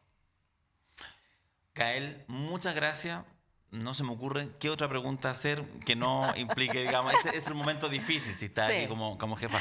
No, solo agradecer tu presencia y efectivamente me parece muy interesante que haya un ejercicio intenso en los próximos 40 días, que haya una primaria competitiva con diferencia, con razonables diferencias, porque parecen ser importantes también para lo que viene. Sí, nosotros lo que esperamos es que tengamos una convocatoria masiva en estas elecciones y ganar a la derecha. Allá están nuestras diferencias más grandes, acá no. Es la derecha la que hoy día tiene un proyecto que yo diría ya no se diferencian tanto, ¿cierto? Entre Matei, Kast y Kaiser ya es como un proyecto común, un proyecto que nos viene a plantear un retroceso, y en eso nuestra forma de enfrentarlo es desde, ojalá, la unidad en la parlamentaria y también con una candidatura única desde las primarias. Bueno, muchas gracias. A propósito, de hecho, de lo que habíamos estado hablando, lo hemos hablado durante el programa de la Cámara Baja recomendando suspender el programa Acompañamiento de Identidad de Género, efectivamente toda la derecha unida. ¿También usted estuvo ahí ese día en la votación? ¿Votó o no Sí, votó? estuve en la votación. Muy bien. Aquí le estamos haciendo la pregunta a todos. Sí, está bien. Estuvimos con Gonzalo también. Sí, yo sé que él ahí estamos justo al final además de la votación, así que siempre nos ven si es que estamos o no estamos. Es muy fácil. Claro. Pero estuvimos porque, bueno, una votación relevante y estábamos en un foro, de hecho, así que corrimos, llegamos, votamos, porque creemos que en estas cosas también se juega una visión de país diferente. Así que, bueno, bien lamentable el retroceso que ha tenido la derecha en esta materia. Hace algunos años defendían, ¿cierto?, y se ponían detrás de las banderas del reconocimiento de las diversidades de géneros sexuales y en esta materia han retrocedido un montón. Sí, pero también la izquierda se ausentó masivamente. Sí. Y eso es bien reprochable. Es lamentable. Muchas gracias, Gael. Mucho éxito en todo, mucho esfuerzo, mucho ánimo en todo lo que viene. Muchas gracias a ustedes. En estos dobles, triples roles. Ya, hacemos nosotros una pausa y seguimos con más temas que importan. Vamos a hablar del Pepe a la vuelta, del Pepe Mujica a la vuelta de esta pausa en 32 minutos.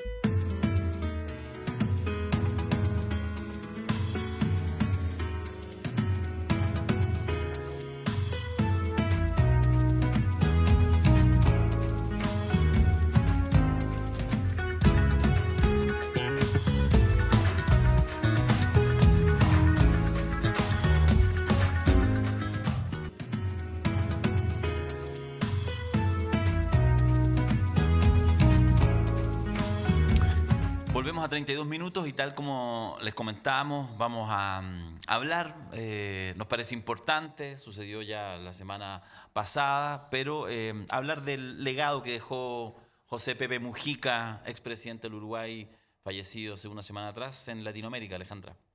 A días de cumplir 90 años, el expresidente uruguayo José Pepe Mujica falleció a causa de un cáncer al esófago. El ex guerrillero, diputado, senador y ministro vivió sus últimos meses en una chacra a las afueras de Montevideo junto a su esposa Lucía Topolansky, ex senadora y ex vicepresidenta. Mujica se desempeñó en muchos roles en Uruguay. Ejerció como diputado, senador, ministro y presidente. Sin embargo, su política comenzó mucho antes de asumir algún cargo. Su abuelo militaba en el Partido Nacional, el cual el mismo Pepe Mujica pertenecía hasta 1962. 2 años más tarde se sumó a la guerrilla del Movimiento de Liberación Nacional Tupamaros. Tenía 29 años cuando participó en operativos guerrilleros al tiempo que trabajaba en su chacra. En medio de uno de estos enfrentamientos armados, Mujica fue herido con 6 balazos. Tuvo que recibir cerca de 12 litros de sangre para sobrevivir. Durante esta época de su vida, Mujica fue apresado en 4 ocasiones y en 2 de ellas se fugó.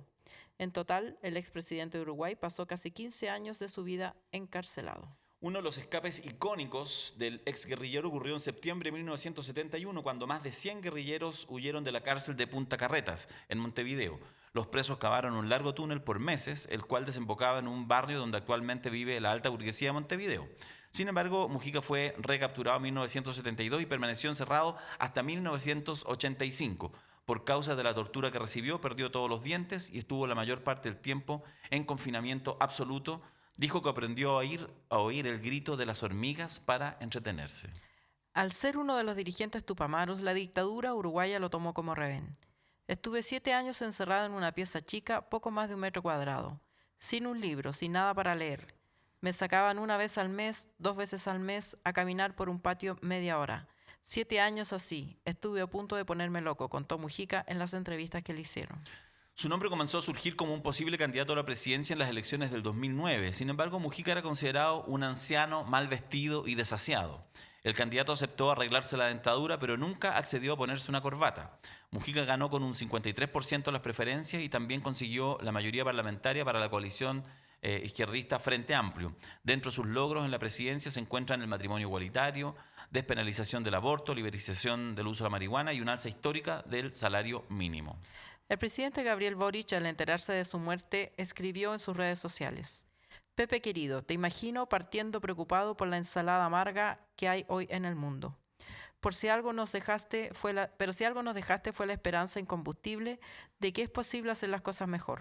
Pasito a pasito para no desbarrancarnos, como nos decías.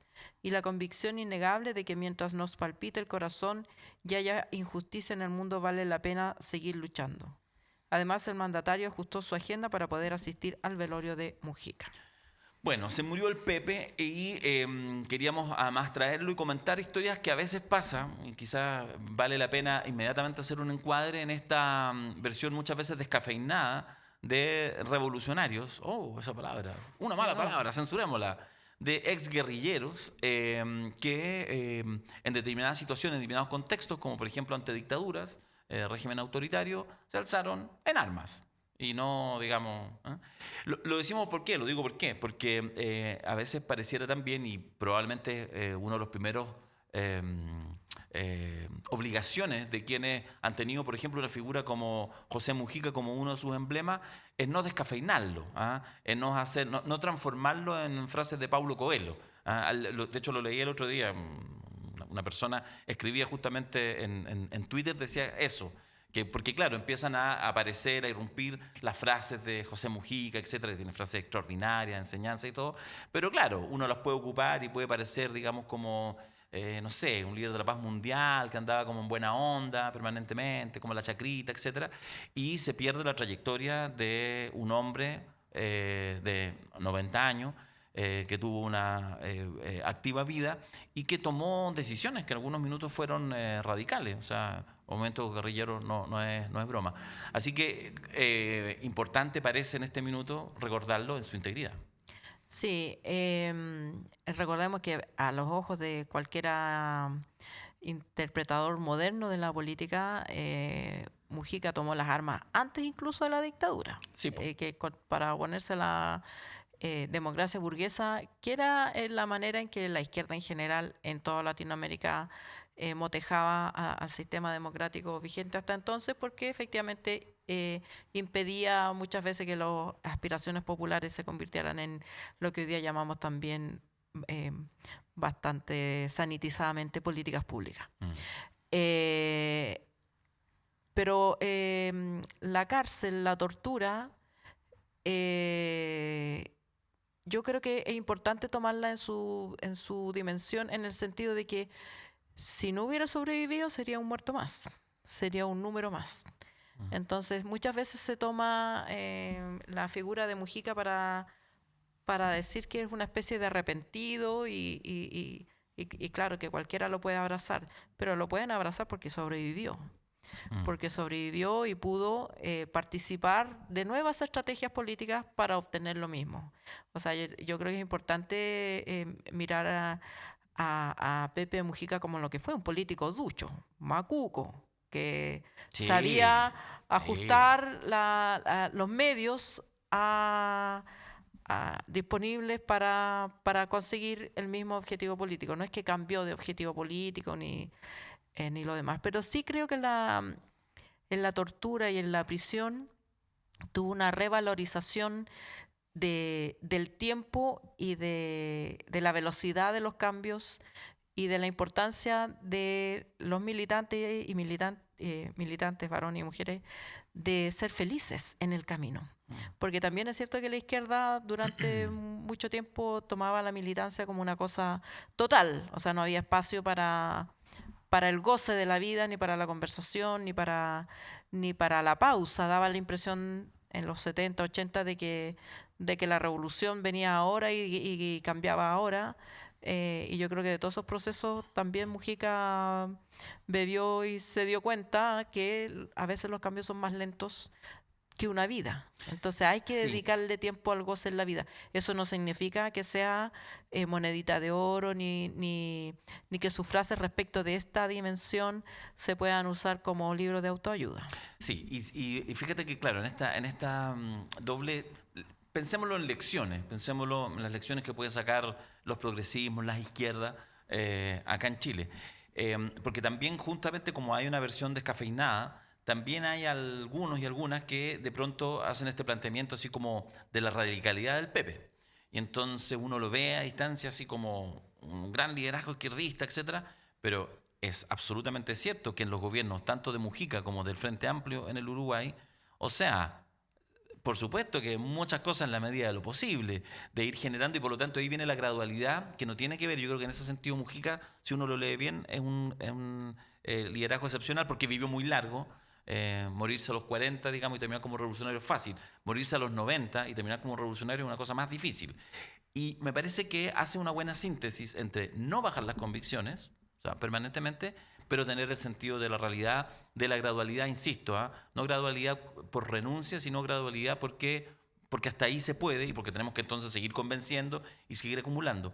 Y la gran izquierda uruguaya agrupada en el Frente Amplio, que no es, a diferencia que en Chile, un partido, sino que es un Frente Amplio que es suma de colectivos y organizaciones, es en el fondo una gran, perdónenme la palabra, una gran concertación. Y este Frente Amplio, bueno, de las últimas 5 elecciones ha ganado 4 presidenciales. Tabaré Vázquez, Pepe Mujica, Tabaré Vázquez lo perdió con la derecha y ahora volvieron con Yamandú Orsi, que además fue clave, digamos, también el testimonio que entrega Pepe ya con el cáncer anunciado, ramificado, etcétera, dando su última batalla para que hace algunos meses atrás el Frente Amplio pudiera recuperar la presidencia del Uruguay, lo cual demuestra que, bueno, si hay ganado las últimas 4 elecciones de 5, parece que algunas cosas... Algo está ahí sabiendo. Claro, ahora también digamos que la sociedad uruguaya ha logrado niveles de igualdad y de educación, de participación ciudadana con una población más pequeña que la chilena, pero que también es excepcional. Digamos, es más difícil que ciertos discursos de derecha extrema entren en Uruguay, porque incluso la derecha ha renegado de las violaciones a los derechos humanos con mucha más claridad que en Chile. Sí. O sea, eso Aunque hay brotes, no son verdes, todo Sí. lo contrario, o sea, brotes cafés, porque he hablado con algunos amigos uruguayos y también hay una serie de polarización, pero podríamos decir que la derecha uruguaya todavía está en los momentos Pero como los en otros cómplices matices. pasivos. Claro, en otros matices. Sí, sí, sí. En sí, otros matices, sí. Así que eso, va desde aquí nuestro evidente cariño, afecto, al igual que todos ustedes, de lo que ha sido, qué bien vale la pena morirse a los 89 años después de haber dejado un legado. Son de esas noticias que no entristecen, sino casi te diría yo que alegran, porque uno dice, qué excelente, cuánto... Con las botas puestas. Claro, con las botas puestas. ¿Cuántas cosas dejaste sembradas?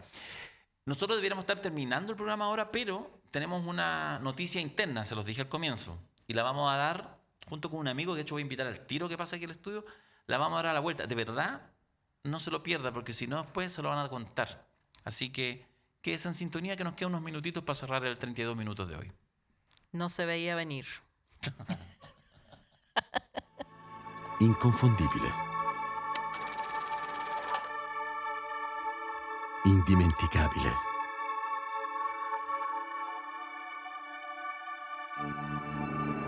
E il nostro caffè oggi riparte, portandoci a scoprire nuove parti del mondo. Prima di tutto, scegli se vuoi fare un caffè o se vuoi fare un costadoro. Mio padre diceva così, mentre ogni mattina faceva la sua scelta. Quella giusta, da sempre. Ecco dove ci porta il nostro viaggio.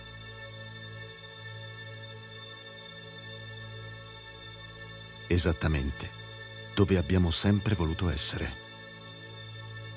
Sulle labbra di chi ama il caffè. Inicia la grabación en 3, 2, 1. Es lo que nosotros escuchamos siempre para empezar a hablar, Alejandra Matus. Ya, pues. Ya, pero tírate un bandejeo. Darío tiene una importante noticia que comunicarnos. Al toque de gong, sírvase conectar. Ya, pero primero, junto con ello, Ah, estamos ya. con un amigo acá. Ya, el elefante sí. en la habitación, que en este caso Sí. es el Seba Flores en la habitación. ¿Cómo estás, Sebastián Flores? Hola, estoy muy contento de estar por primera vez en 32 minutos junto a Quiroga, Matus y todo el holding que veo acá de fondo, las opulentas instalaciones, el equipo gigante que está detrás, así que nada, contento, ¿qué más? Muy bien. Seba Flores podría haber entrado como Troy McClure, diciendo, quizás me recuerden en lugares como Copano News, en La Clave Antes, en Turno Ahora. Seba Flores, seguramente muchos de ustedes lo han visto y seguramente algunos de ustedes también lo ven cada día.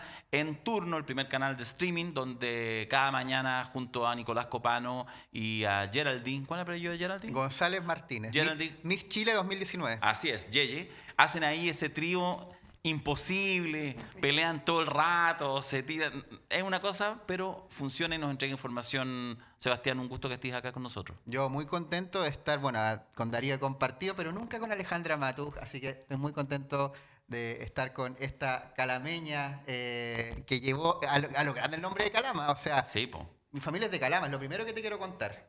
Es profundamente calameña. Y yo le pregunto, gente famosa de Calama, y el primer nombre que será el tuyo. Obviamente, pues se me han dado la llave de la ciudad 3 veces. Eso, de hecho, Y lo Darío- más gracioso es que no soy de Calama, pero, ¿De dónde? pero bien.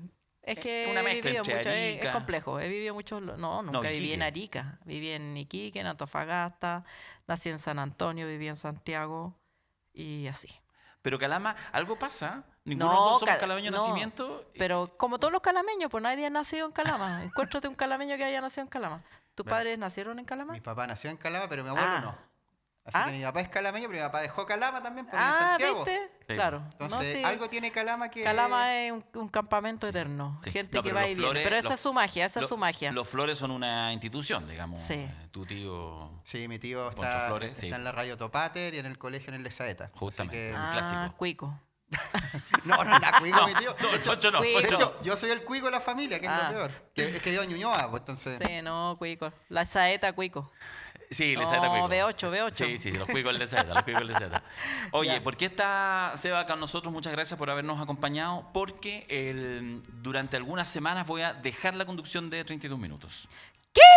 ¿Pero cómo? Pongan cara de ¿Pero cómo? sorpresa. ¿Qué pasó? ¿Qué pasó? ¿Qué pacho? Temas laborales, laborales de agenda, ya hace un par de semanas lo empecé a bosquejar, hace una semana en realidad. Esas bocinas que se escuchan no son de protesta. Son de protesta porque Son. Quiroga... Hay una protesta Claro, afuera hay una porque se va a protesta. Quiroga. Sería buena. Nos inventamos. así. Claro. En época de las fake, una buena edición del Bienvenido reel. narcisismo. Sí, bienvenido al narcisismo y a la fake.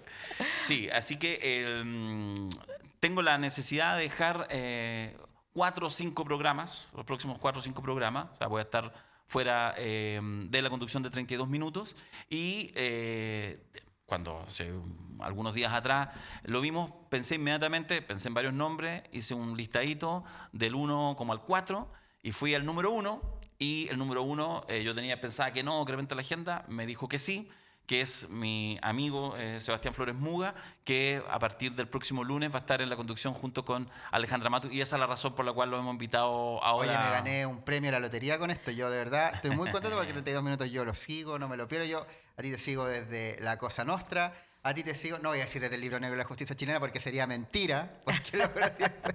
Lo conociste después, claro. Sí, lo conocí mucho después, porque lo leemos en la universidad, ese libro se lee Sí. en las facultades de periodismo. Pero yo me acusó de hacerle la pata. Y yo de verdad quería manifestarle lo mucho que me gusta Doña Lucía. Ese es mi libro favorito. Mira, Que de esta ella. es Doña Lucía. po, Doña bueno. Lucía es muy bueno. De hecho, abajo, fome, la historia negra de justicia chilena. Doña Lucía. Ese es mi libro de... Esa es la Alejandra Matus que me gusta a mí. Muchas gracias. La que cuenta por los Cagüines. halagos, todo bien. Los primeros 30 segundos son aceptables. Pero te voy a contar que yo he terminado con amigos, he terminado amistades porque me hacen la pata, entonces ya. Eso. Correte, no. Así que de ahora en adelante vamos a ser iguales. Puro charchazo nomás. Y claro, Puro charchazo. porque si no se inhibe mi espíritu de pelea y no pues ni una gracia. Pero Yo- espérate, Claro. ¿hay terminado con amigos porque te hicieron la pata? Porque me hacen la pata. ¿Pero te hacen la demasiado. pata cuando te conocen o a la mitad No, de porque camino te hacen la pata? Porque me halagan así como, ya, así como, oye, llegó mi amiga favorita de la vida. Ya, weón, así como ya. No te puedo creer, es que no te puedo creer. Claro, si, correcto. no, si estos son los términos de la amistad, no.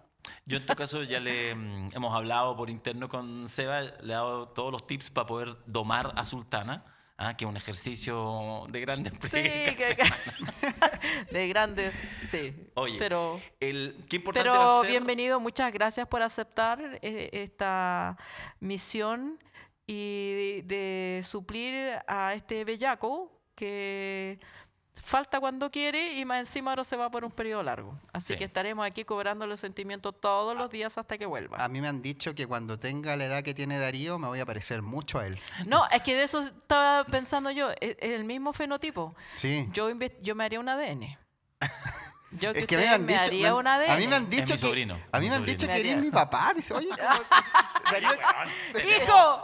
12 ¡Hijo! años de diferencia, desgraciado. no tenemos 12. 12, lo que pasa es que yo ¿Ya estoy los un poco contaste ya? deteriorado, No, pero que mi corazón sí, está... está maltratado, Darío, 51 sí. años, ¿no? Weón, si no Fuiste estoy tan padre viejo. joven, pues, no. Sí, claro, padre joven. Sí, bien joven. Pero, No, pero- puede ser Pero lo puede de, ser el hermano que no... puede ser lo de Calama también, pues.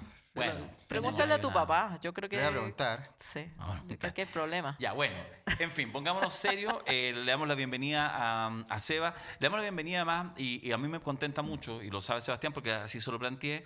A mí me gustan en general los proyectos, los pocos proyectos medianamente exitosos que hay en el periodismo independiente. Yo no soy periodista, pero me gustan los medios, me parecen clave y por eso trato de sumarme a todo. Y en realidad el trabajo que están haciendo en turno es importante, es un desafío súper difícil, es muy complejo darle sostenibilidad financiera, muy, muy, muy difícil. Y están haciendo ahí un trabajo que yo se los he dicho, me encanta, al igual que otros espacios, lo que están haciendo ustedes en Descabellá, el trabajo que hace la radio de la Universidad de Chile, distintas apuestas que te pueden gustar, algunas más, otras menos, la voz de los que sobran, el desconcierto, el ciudadano, etcétera, pero que en el fondo tienen que ser capaces, y todavía nos falta mucho, de ser capaces de empujar, porque si no, entre los medios dominados por los grandes empresarios en Chile, que son dueños de los bancos, de los medios de comunicación, de los canales, o sea, estamos sonados y van a poner la agenda que ellos quieran y vamos un tiempo más a bailar la música que ellos quieran. Así que por eso más felicitaciones por el trabajo que hacen en turno, Seba. Sí, bueno, yo le agradezco también este espacio que ustedes han creado. Porque además que el lugar que eligieron, sabéis que tiene toda una épica que me gusta, me resulta. Sí. También la comuna que eligieron para hacerlo, también no alejada de los típicos centros ahí donde está lo cool, sino que se fueron acá donde la gente común y corriente. Así que Somos lo cool, trajimos lo cool. sí, así que felicidades también por 32 minutos y muchas gracias nuevamente a ti, Ale, por aceptarme. Ya vamos a ver cómo nos llevamos en cámara. Y muchas gracias a ti, Darío, con quien, bueno, Darío hace ultra solo en turno, que está solito ahí con un computador y un chat, donde yo quería volver a Darío un streamer. Quiero que ese sea el concepto cuando él diga soy sociólogo, analista político y streamer. Mi meta es que diga eso cuando se presente. Y creo que voy en buen camino. Sí me parece bien que generar celos en Copano, porque ya yo estaba aburrida de que me levanten a la pierna aquí. Así que ahora estamos así que ahora haciendo- yo estoy Él haciendo no sabe que estoy acá. el ejercicio Se va a inverso. enterar al aire. Se va a enterar Se va al a aire. enterar al aire. Ya, así Bien, que sufre, mantengámoslo. Copano. Mira, todo lo que ustedes estén mañana, cuando estén mirando turno, que parte Copano News, copano.news en turno, a las 8 de la mañana, 8:05. Cuando lo estén viendo ahí, entonces en el chat, no lo delaten. Po, No, porque quédense se piola. piola. O al revés, delaten el pesado. No, ¿ah? sí que ya, Es que ya se vas a ver. Ya, se va a ya enojar le al va- aire y hacemos reel de eso, para Sí, divertirnos. se va a enojar al aire. Ya. Porque tú sabes que además, voy a terminar con esto, ¿ah? Los que ven turno lo saben, pero además con Flores Mugue ya hay una tradición en turno que es utilizar su segundo apellido con distintos conceptos. Entonces cuando de repente llega así medio como chacreado, es Flores Kuma, entonces todo. Entonces ahora sería Flores Fuga. Flores Fuga. Flores Me Fuga. han dicho Flores Funa, Flores Maga, cuando me pongo medio facho, cuando digo que Matei va a ser presidente y que no la veo tan de derecha, como acá me dicen Flores Maga, make America great again.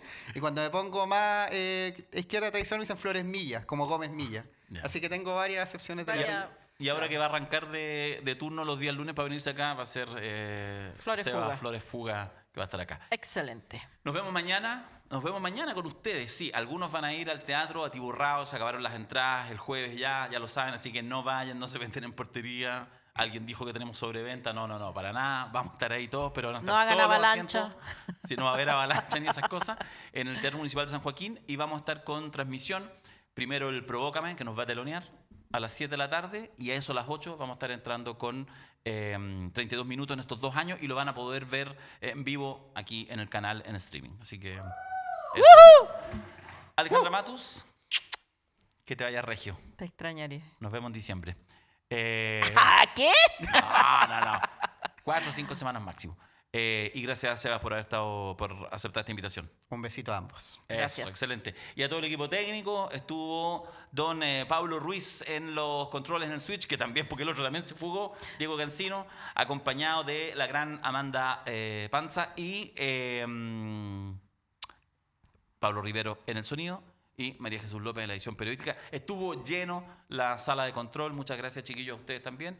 Y nos Y hasta ahora no encontramos. se cayó nada. Y hasta ahora no se cayó nada. Así Y nos que encontramos estoy no el próximo lunes, sino mañana en este mismo canal con 32 minutos en vivo. Chau, chau.